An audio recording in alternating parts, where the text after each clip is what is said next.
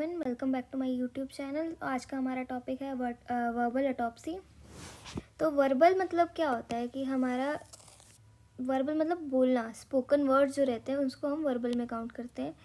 तो बातचीत करके जो हम ऑटोप्सी करते हैं, मतलब ऑटो मतलब खुद और ऑप्सी मतलब देख के, टू व्यू, मतलब हम कॉज ऑफ डेथ जानते हैं बातचीत करके, उसको हम बोलते हैं वर्बल ऑटोप्सी। जैसा हम इस फोटो में देख सकते हैं कि अभी क्या होता है आजकल कि एक हमारा कंप्यूटराइज सिस्टम होता है, जिससे क्या होता है कि हम उसमें हमारे क्वेश्चनियर होता है, वो हम रिलेटिव्स जो हैं, जो डिजीज़ के रिलेटिव्स हैं, उनसे हम बात करते हैं और उनसे वो क्वेश्चनियर पूछते हैं और वो भरते हैं। फिर उसको हम एक सेंट्रल रिकॉर्ड में लेके जाते हैं, उसके बेसिस पे हम कॉज ऑफ डेथ जानते हैं। इसे बोलते हैं हम वर्बल ऑटोप्सी। जैसा हम इस फोटो में भी देख सकते हैं कि हाँ, ये जो है ये इंटरव्यूअर है यहाँ पे, और ये एक रिलेटिव को इंटरव्यू कर रही है, उनसे क्वेश्चनिंग कर रही है ताकि वो प्रोबेबल कॉज ऑफ डेथ जान सके। इसमें जो हमें कॉज ऑफ डेथ मिलता है वो प्रोबेबल है, फाइनल जो वो वाला वो नहीं होता है इसमें। अब जो वर्बल ऑटोप्सी है उसका क्या है, प्रोसेस क्या रहता है कि हमको क्या है, कम्युनिटी में एक डेथ अभी रिपोर्ट हुई, ठीक है। फिर हम उसकी फैमिली के पास गए, हमने इंटरव्यू किया, उसके बाद हमने उस जो इंटरव्यू था उसको हमने इंटरप्रेट किया, ठीक है। इंटरप्रेट करने के बाद हमको मिला एक कॉज ऑफ डेथ। अब इस कॉज ऑफ डेथ से हमने क्या किया कि हमने एक ट्रेंड, कोई अगर मोर्टेलिटी का निकालना है या कितना मोर्टेलिटी है, मॉर्बिडिटी है, वो सब निकाल के हमने उसको एक पॉपुलेशन लेवल पे यूज़ किया। अब ये जो भी है पूरा हमारा जो आज का लेक्चर है वो WHO की जो स्टैंडर्ड गाइडलाइंस है 2012 की वर्बल ऑटोप्सी पे, उससे लिया गया है और कुछ भी उससे बाहर नहीं लिया गया है। तो वर्बल ऑटोप्सी क्या होता है, एक मेथड है जिसमें हम कॉज ऑफ डेथ निकालते हैं बेस्ड ऑन इंटरव्यू, जिसमें हम नेक्स्ट ऑफ काइंड, मतलब कि कोई भी उसके क्लोज रिलेटिव जैसे कि स्पाउस हो गया या चिल्ड्रन हो गए, उनसे हम बातचीत करते हैं और हम उनसे पता लगाते हैं। या फिर केयर गिवर कौन होंगे, जो मतलब लास्ट जो मूवमेंट था उस इंसान का उस टाइम वो उसके पास थे, या फिर उनको उसकी हैबिट्स या कुछ पता है तो उन्होंने उसका डेथ का प्रोसेस देखा है, वो होंगे केयर गिवर्स।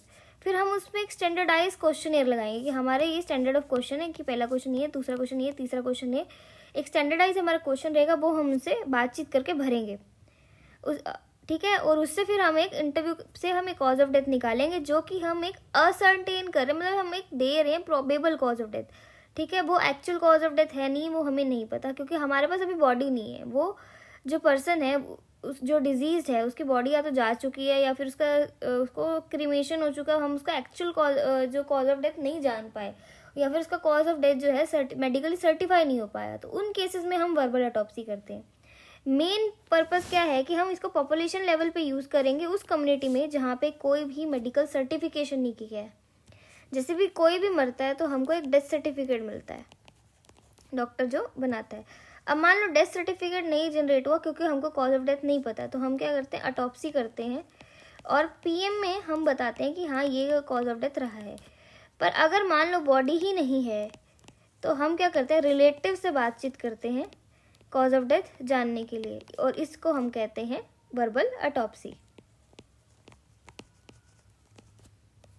अब इसको बाद में हम पॉपुलेशन लेवल पे भी यूज़ कर सकते हैं, उसका अगर हमें कम्युनिटी में कर रहे हैं तो, जैसा कि हम ये WHO गाइडलाइंस के अकॉर्डिंग कर रहे हैं। अब ऑब्जेक्टिव्स क्या रहते हैं कि एक तो कॉज ऑफ डेथ बताना, दूसरा मोर्टेलिटी स्टैटिस्टिक्स बताना उस एरिया में जहाँ पे वो जो बीमारी है वो एपिडेमिक है, या फिर पब्लिक हेल्थ और एपिडेमियोलॉजिक स्टडीज़ में इसका यूज़ करना। इसके अलावा जो डिजीज़ का ट्रेंड है या फिर मैटरनल या चाइल्ड डेथ का जो रहता है या एपिडेमिक कॉजेज़ रहते हैं लो रिसोर्स सेटिंग्स में, उसमें हम ये कर सकते हैं कि हमारे पास और मेथड नहीं है पर हम बातचीत तो कर सकते हैं, इसमें हमको पैसा ज़्यादा नहीं लगता है तो हम ये वाला कर सकते हैं। अब ये जो वर्बल ऑटोप्सी का प्रोसेस होता है ये 2 स्टेज प्रोसेस है। फर्स्ट स्टेज में हमारा इंटरव्यू आता है कि हम बातचीत करेंगे, हमारा क्वेश्चन भरेंगे। सेकेंड में आता है हमारा इंटरप्रिटेशन, कि हम उसको जो डाटा हमको मिला है हम उसको अब इंटरप्रेट करेंगे, मतलब हम उससे एक कॉज ऑफ डेथ असाइन करेंगे।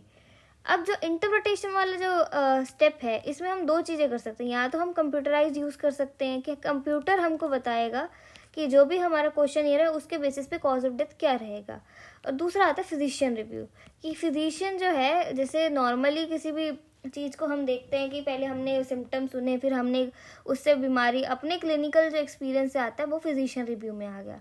आइए इसके बारे में हम आगे जानते हैं। तो फर्स्ट स्टेज क्या है, इंटरव्यू विद फैमिली मेम्बर्स या फिर केयर गिवर्स, जो भी उस टाइम अवेलेबल हो। अब ये हमको पता है कि स्टैंडर्डाइज स्ट्रक्चर्ड क्वेश्चनियर से होगा। हम क्या करेंगे, sign, symptoms, medical history, health care जो यूज़ किया उन्होंने, या सर्कमस्टांसेस क्या थे डेथ के टाइम पे, वो हम उसके बारे में इंफॉर्मेशन लेंगे।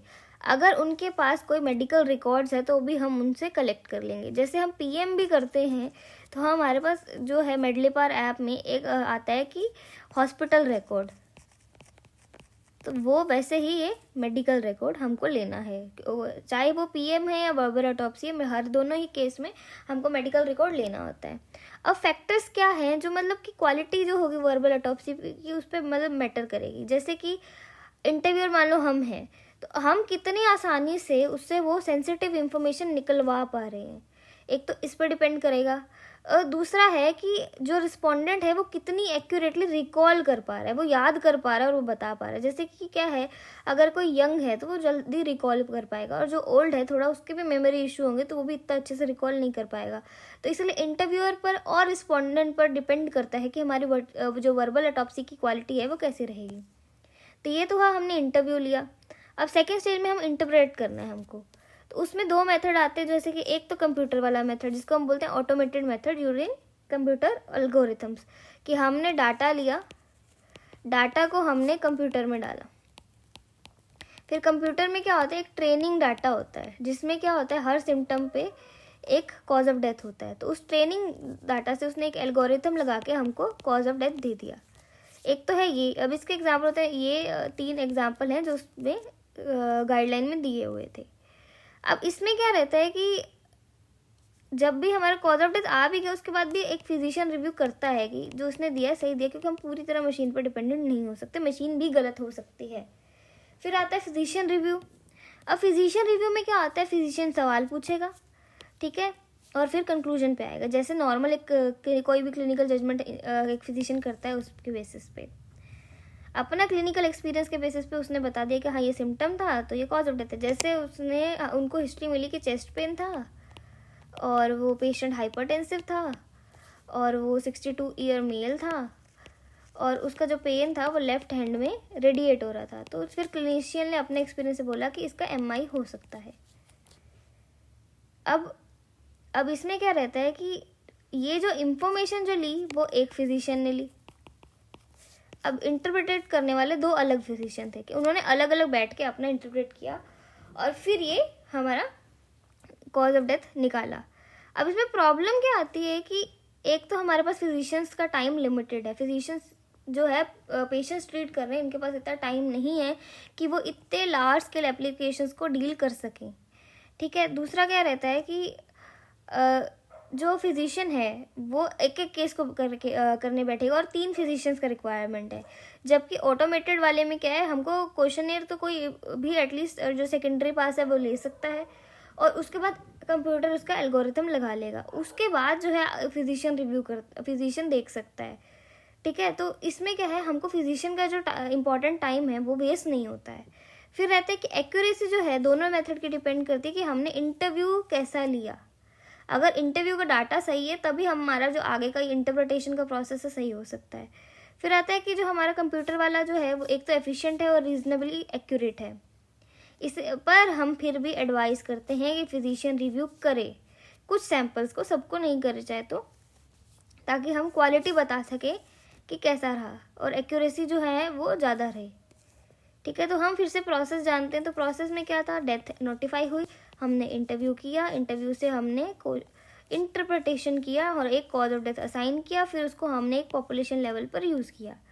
अब हमारा जो इंटरव्यूअर है उसका सिलेक्शन कैसे करेंगे हम, कम से कम सेकेंडरी स्कूल पास किया हो, फिर वहाँ की लोकल लैंग्वेज पता हो और वो कम्युनिटी से ट्रस्टेड हो। मान लो कोई हमने जो है साउथ इंडियन जैसे रहते हैं, उनको हिंदी थोड़ी कम आती है, ठीक है, तो उसको हिंदी नहीं आती और उसको हमने भेज दिया पंजाब के एरिया में, ठीक है, बातचीत करने के लिए। तो अब ना इसको इनका समझ आ रहा है ना इनको इनका समझ आ रहा है, तो ऐसे को तो हम इंटरव्यूअर नहीं बना सकते ना।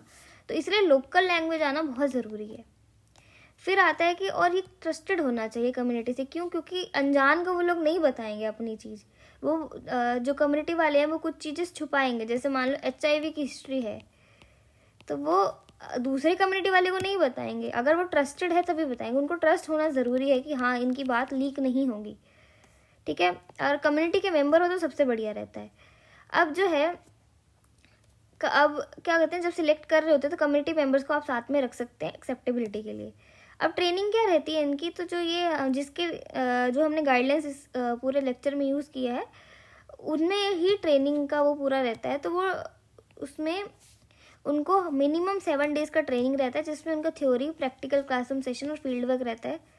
और ये 1 साल में 1 बार करना रिकमेंडेड है। और जो नए इंटरव्यूअर्स हैं वो एक्सपीरियंस वालों के साथ जा सकते हैं और ताकि हैंड्स ऑन लर्निंग हो सके। फिर जो है वर्बल ऑटोप्सी का इंटरव्यू जो रहता है उसको काम क्या होता है, सबसे पहले तो जो सुपरवाइज़र है उसके कनेक्शन में रहना पड़ता है उसको। तो उसको बताना पड़ता है कि अपने ऊपर वाले सुपरवाइज़र को कि वर्क का स्टेटस क्या चल रहा है, उसको प्रॉब्लम क्या आ रही है और वो कैसे सॉल्व हो सकती है। और एक इलेक्ट्रॉनिक इंटरव्यू डाटा उसको देना पड़ता है, ठीक है। तो मतलब कि एक सुपरवाइज़र है, उसके नीचे एक इंटरव्यूअर है जो कि एक इलेक्ट्रॉनिक डिवाइस पे डाटा कलेक्ट कर रहा है, जो कि बाद में वो उसको दिखाएगा, ठीक है। और वो फिर ये भी चेक करेगा कि उसके जो मटेरियल चाहिए वो पूरे अवेलेबल है कि नहीं है। फिर उसको जो केयर गिवर है जो इन्फॉर्मेशन देगा उससे भी कांटेक्ट करना है। अब उससे पूछना अब केयर गिवर क्या होते हैं, बहुत सारे होते हैं, कभी भी कोई, अब बहुत सारे। अब इसको ये देखना है कि इनमें से मैं किसको रिस्पोंडेंट बनाऊँ, मतलब किससे पूछूँ जो कि मुझे एक्यूरेट आंसर दे पाए, ठीक है। तो वो भी उसको डिसाइड करना है। अब कई बार क्या होता है, लोग ग्रीफ में होते हैं तो वो अभी नहीं जवाब दे पाते, पर वो बाद का टाइम दे देते हैं जब वो जवाब देंगे। तो वो भी जो टाइम है कब वो इंटरव्यू होगा वो भी इनको जानना है। फिर इनको क्या, जब इनको इन्फॉर्मेशन मिल गया तब इनको सुपरवाइज़र को बताना है, ठीक है। अब इनका क्या रहता है, इंटरव्यू अगर लोकल ड्रेस कोड पहने तो बेटर रहता है, क्योंकि फिर वो कंफर्टेबल हो जाते हैं वहाँ के लोग और वो सही इन्फॉर्मेशन दे देते हैं, बाहर वाले को कई बार नहीं देते हैं। और मेन चीज़ क्या आती है, इंटरव्यू लेने से पहले एक इन्फॉर्म्ड कंसेंट लेना बहुत ज़रूरी है, क्योंकि एथिकली गलत हो जाएगा अगर हमने कंसेंट नहीं लिया तो आप पहले, और वो आप पे केस भी कर सकते हैं कि हमसे इन्होंने इन्फॉर्मेशन ज़बरदस्ती निकलवाई। कंसेंट होगा तो मतलब हाँ इनका साइन है, इन्होंने कंसेंट किया है, हमने कोई ज़बरदस्ती नहीं की उनसे वो इन्फॉर्मेशन लेने के लिए। फिर जब वो इंटरव्यू कंप्लीट होगा तो फिर उसको एक ODK सेंट्रल नाम पे उस पर कलेक्ट किया जाएगा, और जब भी इंटरनेट अवेलेबल होगा तो उसको सेंट्रल में भेज दिया जाएगा। अभी पूरा जो होता है रोज़ का एक लॉग बुक रहता है जो उनको असाइन होता है और उनको वो मेंटेन करके चलना पड़ता है। प्लस उनको अच्छे रिलेशन बनाने चाहिए कम्युनिटी के साथ, और उनको सपोर्ट करना चाहिए और एनकरेज करना चाहिए कम्युनिटी पार्टिसिपेशन के लिए। और खुद का केयर और स्ट्रेस भी मैनेज करना पड़ेगा, क्योंकि जब आप इंटरव्यू लेते हो तो आप इरिटेट भी हो सकते हो, आप स्ट्रेस में भी जा सकते हो, तो वो भी मेंटेन करना है। अब मटेरियल क्या क्या चाहिए, एक तो टैबलेट या स्मार्टफोन जिस पे भी वो ऐप होगा जिस पे आप डाटा कलेक्ट करोगे, उसकी कोई एक्सेसरीज। फिर उसकी इंटरव्यू की एक चेकलिस्ट होती है जो कि हमने आगे देखेंगे अभी, और एक मैनुअल जिससे हमने ये लिया है पूरा, उसका एक पेपर वर्जन भी चाहिए, कि मतलब जो होता है ना जो प्रिंटेड वर्जन वो भी चाहिए। फिर record log book, informed consent letter, calendar जिसके बेसिस वो ये बता सकें कि हाँ क्योंकि उनको कई बार कहता है अभी इंडिया में तिथि याद रहती है तो एग्जैक्ट नहीं बता पाए, पर तिथि के अकॉर्डिंग क्या है वो आप एज और कितने टाइम पहले डेथ हुई सब कुछ कैलकुलेट कर सकते हो। तो एक कैलेंडर होना चाहिए। और आपका आइडेंटिफिकेशन कार्ड, आप कैसे पहचानेंगे, वो कोई भी थोड़ा ना किसी को भी थोड़ा ना घर में घुसने देंगे वो। फिर ब्लैंक पेपर, कोई नोट्स वगैरह के लिए। अब हम जो चेकलिस्ट की बात कर रहे थे वो ये है कि बिफोर द इंटरव्यू तो क्या क्या होना चाहिए, identification card, smartphone, consent, questionnaire की कॉपी, ये सब होना चाहिए, कैलेंडर होना चाहिए। अब हाउस होल्ड पे क्या होना चाहिए, उसके लिए उनका एड्रेस होना चाहिए, इन्फॉर्मेशन होना चाहिए कि उनको बता देना कि भाई हाँ हम आ रहे हैं, ठीक है। फिर जो कम्युनिटी लीडर है उसके साथ मीटिंग होना चाहिए अगर नेसेसरी है तो। इंटरव्यू से जस्ट पहले क्या होगा, हाउस होल्ड को आप इन्फॉर्म कर दो और उनको बोल दो कि कोई भी जो मेंबर हो वो आए, तो उनको पहले अपना ID दिखाओ। फिर एक रिस्पोंडेंट आप ढूंढो, ठीक है। अगर वो बोल रहे हैं कि अभी नहीं तो फिर उनसे एक टाइम ले लो। अगर वो बोल रहे हैं बिल्कुल ही नहीं तो फिर ठीक है कोई बात नहीं, करके चले जाओ। फिर अगर थोड़ा ट्रस्ट गेन करो, कोऑपरेशन लो उनका, फिर इनसे कंसेंट साइन करवाओ, उनको पूरी चीज़ें बता दो कि क्यों कर रहे हैं, किस लिए कर रहे हैं, क्या कर रहे हैं। फिर इंटरव्यू के दौरान आपको क्वेश्चन पूछना, तो आपको क्वेश्चनियर होना चाहिए। सारे क्वेश्चन आपको जैसे लिखे हैं वैसे ही बताने हैं और धीरे धीरे बताने हैं, ताकि वो कंफ्यूज ना हो जाए। अगर उनको टाइम लग रहा है सोचने के लिए, कोई बात नहीं, उनको टाइम दे दो और उनका जो नरेटिव है वही आप करो।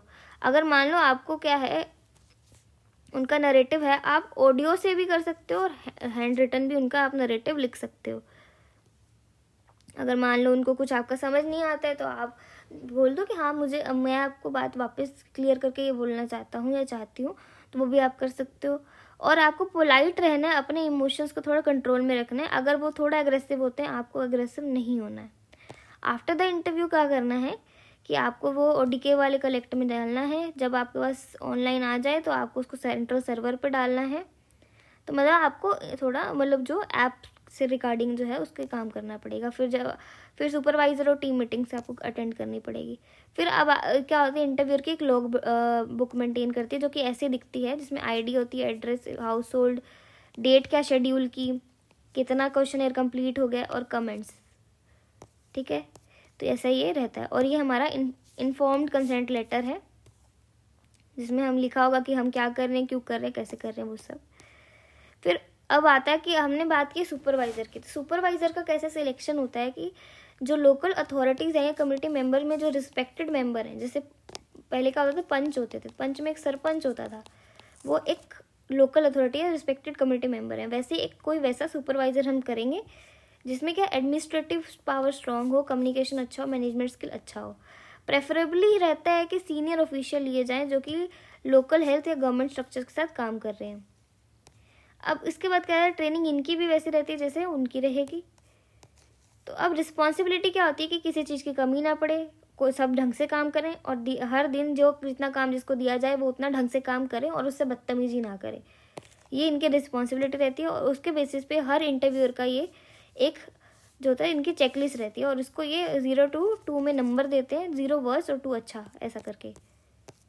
फिर आया कम्युनिटी सेंसिटाइजेशन। तो आप अपने जब भी कम्युनिटी में ये बात करने जा रहे हैं कि हाँ कि हमको ये वाला क्या है, हमको ये हम ऑटोप्सी का ही हमको बातचीत करनी है, इंटरव्यू लेने हैं, तो हमको कम्युनिटी का सपोर्ट चाहिए कि हाँ अगर लोग बोले एक जना करेगा तब भी दूसरा जना करेगा। अगर हम अचानक से किसी के घर पे चले गए तो वो मानेंगे ही नहीं कि हाँ ये क्यों हमको नहीं बताना, ये सब होगा। इसलिए अगर कम्युनिटी को पहले ही आप सेंसिटाइज कर दो कि हम सब घर पे आएंगे और ऐसा ऐसा होगा, तो बेटर रहता है। अब क्या रहता है, प्रिपेयर कैसे करते हैं, पहले तो हम किन किन की करनी है लिस्ट निकालते हैं, फिर हम हमारा जो इक्विपमेंट्स वगैरह तैयार करते हैं, फिर हम हाउस होल्ड को कांटेक्ट करते हैं, उनसे पूछते हैं कि आप बातचीत करना चाहोगे या नहीं करना चाहोगे। फिर हम उनके घर जाते हैं तो हम एक रिस्पोंडेंट ढूंढते हैं। अब अच्छा रिस्पोंडेंट कौन सा होगा, एक तो जो इलनेस और टाइम ऑफ डेथ पे वहाँ पे प्रेजेंट होगा। अब अगर मान लो कोई ऐसा है जो क्या है टाइम ऑफ डेथ पे था ही नहीं, वो सिर्फ उनको बचपन से में उनका दोस्त था और उनसे 20 साल से मिला नहीं है, और पर उनके यहाँ पे अब आया हुआ है क्योंकि डेथ हो गई है, तो ये अच्छा रिस्पोंडेंट नहीं है, क्योंकि इसको पता ही नहीं कि उसकी बीमारी क्या चल रही थी और टाइम ऑफ डेथ पे क्या था। ठीक है, तो उसका पता होना चाहिए कि क्या है। अब ये हालांकि डिजीज़ को जानता था अच्छे से, पर इसको नहीं पता था कि इलनेस कौन सी थी, कौन सी दवाई ले रहा था और टाइम ऑफ डेथ पे क्या था सिचुएशन, तो इसको नहीं लेना है। मान लो कोई ऐसा है जो इलनेस पे था और टाइम ऑफ डेथ पे था, पर उसको उसके पहले का कुछ नहीं पता है, उसका हैबिट, कुछ लाइफस्टाइल कुछ भी नहीं पता है। तो इसके कंपैरिजन में भी एक जना ऐसा जिसको हैबिट्स और लाइफस्टाइल पता था उसका कैसा है, थ्रू आउट उसने लाइफ देखा और उसको इलनेस और टाइम ऑफ डेथ के बारे में भी पता है, तो ये सबसे बेस्ट हमारा रिस्पोंडेंट रहेगा। फिर उस रिस्पोंडेंट से हमको ट्रस्ट और कोऑपरेशन गेन करना है, फिर उससे कंसेंट साइन करवाना है और उसको बता देना है कि हमने कंसेंट में क्या क्या लिखा है, जो कि ये चीज़ें हैं कि हमारा इंटेंशन क्या है, कितना टाइम लगेगा इंटरव्यू में, अगर आपको कभी भी डिस्कम्फर्ट लगे तो आप हमें बता दें, स्ट्रिक्टली कॉन्फिडेंशियल है, या क्या क्या आपको रिस्क हो सकते हैं, जैसे आपको इमोशनल डिस्ट्रेस हो सकता है, तो ये सब हमको पहले बताना है, इस लेटर में हमारा रहेगा। फिर अगर वो बोले हमको क्या शेड्यूल करना है इंटरव्यू, रिस्पोंडेंट तो हमने कर लिया, पर वो कह रहा है कि अभी मेरा इमोशनल स्टेटस सही नहीं है तो मैं बाद में इंटरव्यू दूंगा, तो फिर हम उनको एक टाइम ले लेना है और उस पर हमको वो इंटरव्यू करना है। मान लो वो बोले कि मुझे इंटरव्यू नहीं करना है, तो उसको बोलो थैंक यू और वो सेशन को तभी ख़त्म कर दो। ठीक है। आइडियली क्या रहता है कि जो इंटरव्यूअर है वो एक प्राइवेट लोकेशन पे जाकर वो बातचीत करे और बोले कि हाँ मुझे इस चीज़ पे इंटरव्यू करना है और मुझे आपसे ये पूछना है, और उसके आजू बाजू कोई नहीं है। पर हमारे क्या होता है कि ऐसा बहुत ही रेयरली पॉसिबल है कि जो रिस्पोंडेंट के साथ और जने नहीं होंगे, तो कंप्लीट प्राइवेसी इतनी पॉसिबल नहीं है। तो जितना मिनिमम नंबर ऑफ लोग आप रख सको तो उतना रखो। अब कम्युनिकेशन टेक्निक क्या चाहिए होते हैं कि जो बेसिक हमारा रहता है कि एक तो उनके आप समझो कि भैया उनके घर में कभी इमोशनल स्ट्रेस आया तो उनकी आप समझो दिक्कत और उनके साथ कोऑपरेट करो, ज़्यादा वो उसमें बात मत करो, उनका ग्रीफ समझो, जो कि ये जनरल रिकमेंडेशन है जो कि आप उसके गाइडलाइंस में जाके पढ़ सकते हो। और एडिक्वेट आंसर्स के लिए क्या रहता है कि आपको क्वेश्चन, मान लो क्वेश्चन में आपको क्या है कि क्लियर नहीं है तो क्लियर कर दो कि हाँ हमको ये जानना है। मान लो आवाज़ सही नहीं आई तो रिपीट कर दो। मान लो आपको उनकी बात समझ नहीं आई तो आप बोलो कि आप थोड़ा वापस बता दो। या फिर अगर मतलब उनको आपको क्वेश्चन ही गलत लगने लग गया तो वो आप कर लो, पर सब पोलाइटली करना है। आंसर में भी यही है कि आपको समझ नहीं आ रहा तो उनसे वापस पूछ लो, पर लीडिंग क्वेश्चन नहीं करना है। ठीक है, कि आपने ऐसा किया या वो जो यस नो वाला है वो वैसे वाला नहीं करना है। और अपना कोई जजमेंट नहीं लगाना है, जैसे वो कह रहा है वैसा लिख दो। अगर उसने ABC बोला है तो ABC करके ही लिख दो, अपना दिमाग नहीं लगाना है उसमें कि हाँ नहीं ये ऐसा था ऐसा था। अब क्वेश्चनएयर में क्या रहता है, name, age, sex, address, date of death, interviewer की डिटेल्स। ठीक है, और रिस्पोंडेंट की भी डिटेल्स जाएगी। अब डेथ सर्टिफिकेट का इंफॉर्मेशन, अगर डेथ सर्टिफिकेट रजिस्टर हुआ है तो उसमें प्लेस ऑफ डेथ क्या था और कब डेथ हुआ वो सब हमको लिखना है। फिर अब डिजीज़ का बैकग्राउंड क्या था, ऑक्यूपेशन क्या था, एजुकेशन क्या है।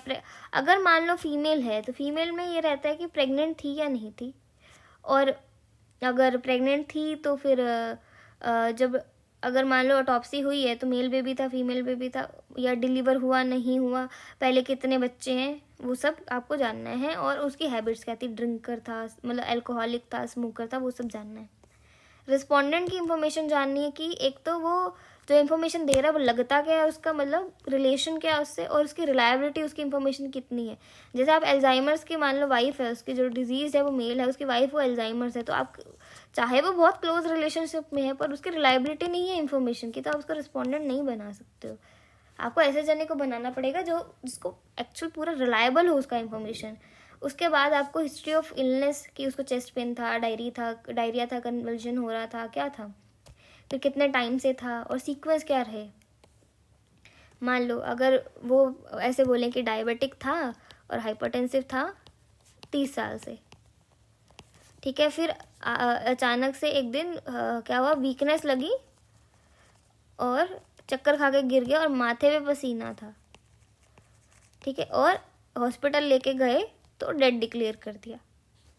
ठीक है, तो अब इसमें हम क्या सोच सकते हैं कि साइलेंट इस्चीमिया सोच सकते हैं कि हाँ डायबिटिक था तो चेस्ट पेन हुआ नहीं तो उनको पता लगा नहीं, तो ये MI में हुआ इसको पर साइलेंट आया।